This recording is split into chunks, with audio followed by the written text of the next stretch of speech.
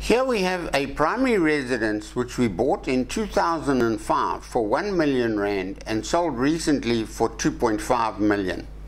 With a profit of 1.5 million and a primary residence exclusion of 2 million, we would expect zero capital gain, but we can see a capital gain of 150,000 rand. You see, with the residency period in the equation, the primary residence exclusion pretty much goes out of the window unless the residency percentage multiplied by the profit exceeds the primary residence exclusion.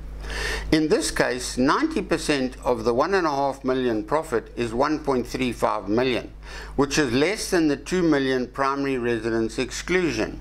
This means that we ignore the primary residence exclusion and the amount for capital gain is the non-residency period of 10% of our profit of 1.5 million. What happened in this particular case is that we rented out 10% of the house and we had residency of 90% of the house. Maybe we even rented out 10% of the house to our private business while we lived in the other 90% of the property. Anyway, you can see that the gain amount is the 10% of the 1.5 million profit, so our amount for capital gain is 150,000 rand. Let's have a look at a case where we made a bigger profit. I'll change the sale price to 32 million. Here you can see that the residency period of 90% times the profit of 31 million is more than the 2 million primary residence exclusion, so our capital gain is the profit of 31 million less the 2 million rand primary residence exclusion as normal. Only when the residency period percentage times the profit is less than the 2 million rand primary residence exclusion does the 2 million rand exclusion fall away, and our amount for capital gain is the non-residency period percentage of the profit. With our selling price back to 2.5 million, let's recap. We can see we had residency for 90% of the time and we were non-resident for 10% of the time. If 90% of the profit was less than the 2 million rand primary residence exclusion, and we can see that 90% of 1.5 million is less than the 2 million, then we ignore the primary residence exclusion and our gain is the 10% non-residency period of the profit, which is 150,000 rand. In this example, with a different taxpayer who started a small business in 2005 with 1,000 rand and sold it recently for 3 million, we can enter these details as well as acquisition costs, improvements, etc. into the CGT calculator, and it will work out our profit for capital gains. We may be entitled to a deduction of 1.8 million once in a lifetime, depending on conditions.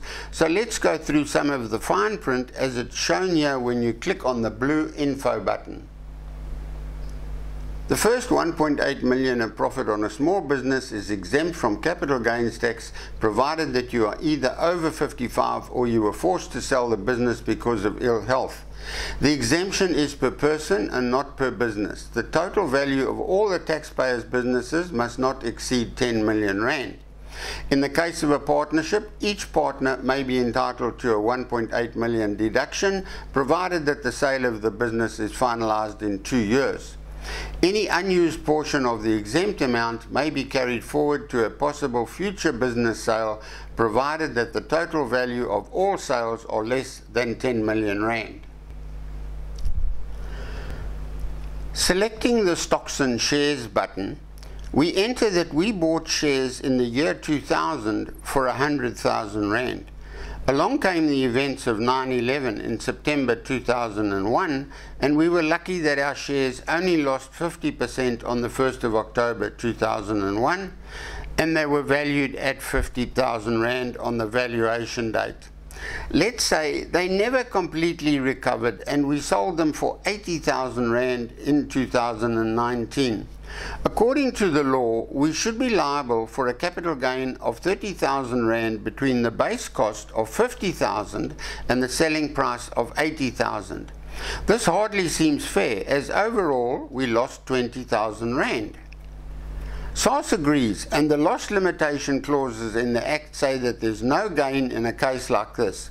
The calculator we are using caters for these laws and shows no gain.